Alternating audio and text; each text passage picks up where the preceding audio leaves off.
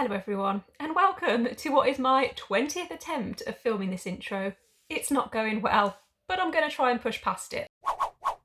Basically, all I really wanted to say was hello, hi, it is Tuesday the 1st of September, not Monday, and I'm in the Cotswolds for the next few days, so I thought I'd bring you along, do a little bit of a vlog, show you what I get up to, and show you what I'm reading while I'm here. This is a bit of a spontaneous trip. I literally booked it like 2 weeks ago, and I'm staying in this really cool converted water tower that I found on Airbnb, so I'll insert some footage here to show you around.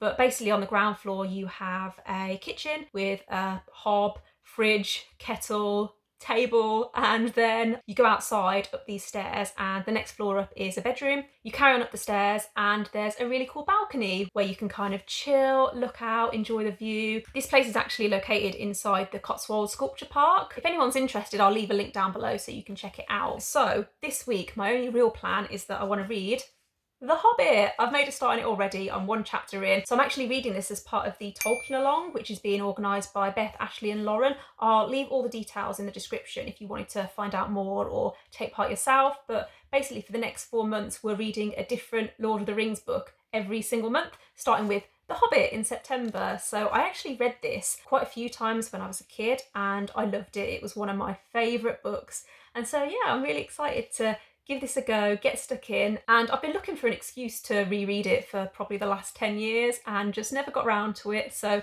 this has given me the push to finally do it. Does everyone know what The Hobbit's about? Should I explain it? I'm gonna have a go anyway. So this is basically about a hobbit, surprisingly, called Bilbo Baggins, who lives in the Shire in Middle-earth, this fantasy world, and he lives a quiet life. He's not really big on adventures, not many hobbits are. However, one day a wizard called Gandalf arrives and basically tricks him into going on an adventure with these dwarves. So there's 12 dwarves, I think there's 12 dwarves.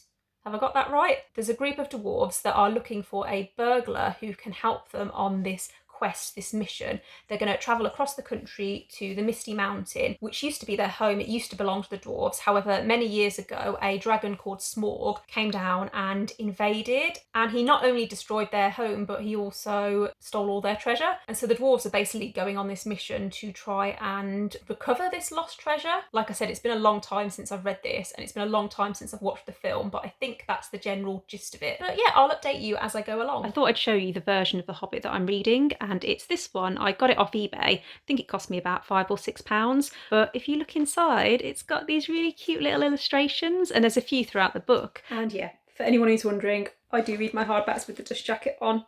I know it's weird, I've always done it, and I don't know how to change. It's been so long since I've read this book that I hadn't realised how short it is. It's only 271 pages, which is nothing. Like, there's 19 chapters in total, and the chapters are quite long. They're like 20 to 30 pages each, but I'm getting through it quicker than I was expecting.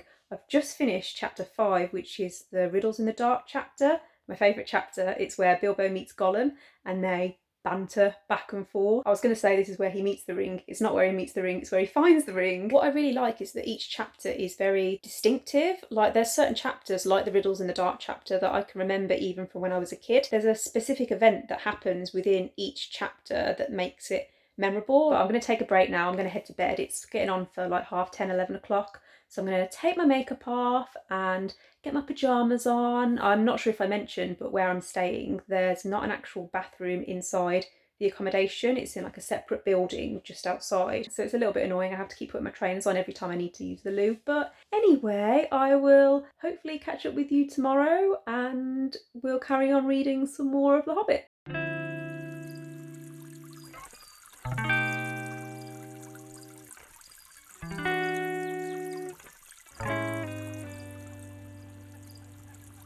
Good morning, it is now Wednesday and I don't have a lot to say this morning other than I slept really well last night. Like, it's so nice here. I woke up about 7 o'clock this morning and I could hear the birds singing. It was really lovely. But yes, my plan for the day is I want to walk into the local village. Apparently there's some really nice walks and scenery around there, so I'm going to check that out, which should be nice. And yeah, hopefully read a little bit more of The Hobbit, but I'll keep you updated as I go and take you along with me. I can't remember whether I mentioned yesterday how long I'm staying here for. So I got here yesterday, Tuesday, and I've got a full day here today, so I want to make the most of it, and then I have to check out by 11 o'clock tomorrow morning. It's only a couple of days, but hopefully I can fit a lot in.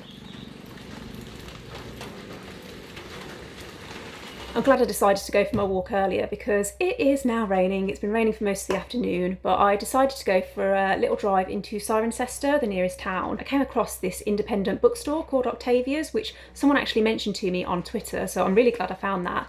And yeah, had a little bit of a chat to the owner, I'm assuming it was the owner, and I picked up some copies of Lord of the Rings. So I got all three, like The Fellowship of the Ring, Two Towers and Return of the King. For the read-along, I was just going to borrow them from the library because I don't have my own copies. I read them when I was a kid, but I borrowed my dad's. But I feel like Lord of the Rings is one of those book series that I'm always going to want to have on my bookshelf. So yeah, really happy with that.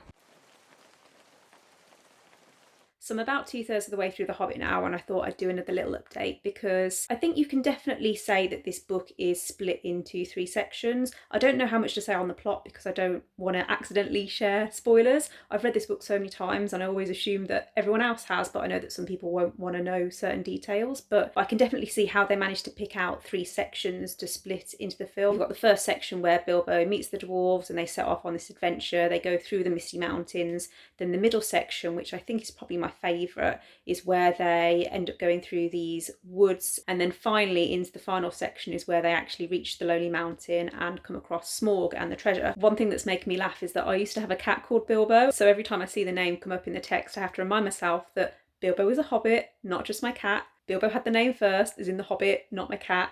You know what I'm trying to say. But yeah, I've been trying to pinpoint exactly what it is that I love about this book because I'm not sure whether it is just that nostalgia or whether it's the fact that this world is so detailed and there's so much imagination that's gone into the world. It was originally written as a children's book, and I think that is obvious, even though like adults can enjoy it too. Even though there's not as much detail in The Hobbit as there is in Lord of the Rings, it's still got that world building and it's still got that magic. When I was a kid, I really struggled to remember the names of all of the dwarves, even though they're in pairs. So you've got Fili, Kili, Bomber, Bofa. There's not really any distinguishing characteristics to any of them. Like you've got Thorin, who is the leader, and then you've got Bomber, who's described as being a bit fat, but otherwise there's no real way to tell them all apart. But I can't actually remember in the films whether they actually did anything to combat them, whether they gave them extra personalities.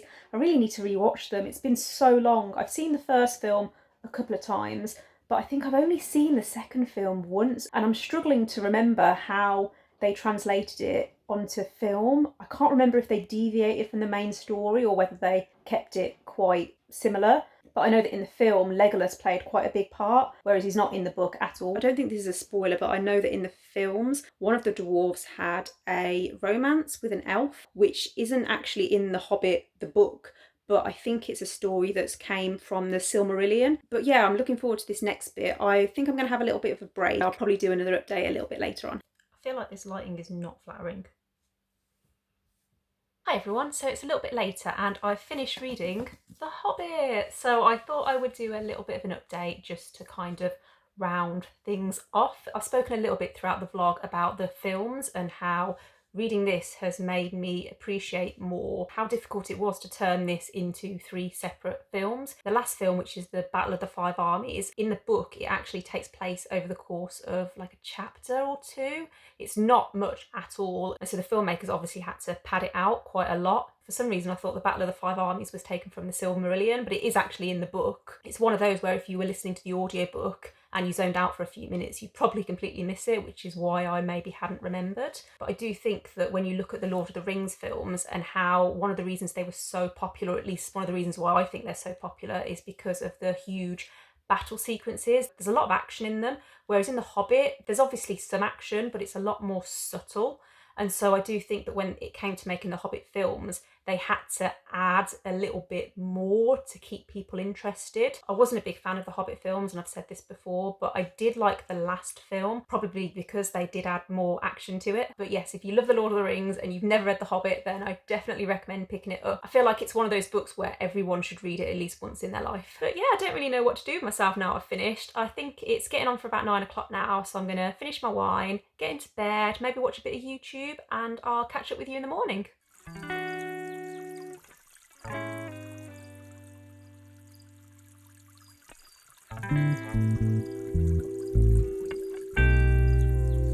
Good morning, it is Thursday and I'm just having a quick wander around the Cotswolds Sculpture Park, like where I'm staying before I head home. I'm all packed, ready to go, and I just wanted to say thanks for watching if you've made it this far. I hope you enjoyed this vlog. I hope you enjoyed hearing my thoughts on The Hobbit. If you're also taking part in TolkienALong, then leave me a comment down below. Let me know what you're thinking, how far you are. Yeah, if you enjoyed this video, then don't forget to give it a like, click subscribe, and I will see you in the next one. Bye!